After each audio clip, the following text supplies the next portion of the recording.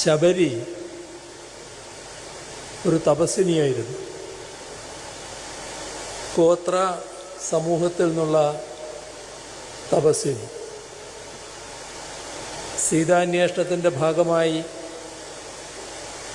രാമലക്ഷ്മണന്മാർ ആ വഴി വരുന്നത് കാത്തിരുന്ന ആ ശബരിയുടെ പേരിലാണ് പിന്നീട് ഐതിഹ്യം. ശബരിമല വേർതിരിവുകൾക്കും ഭേദചിന്തകൾക്കും അതീതമായ, ജാതിഭേദം മതദ്വേഷം ഏതുമില്ലാതെ അങ്ങനെയുള്ള വേർതിരിവുകൾക്കും ഭേദചിന്തകൾക്കും അതീതമായ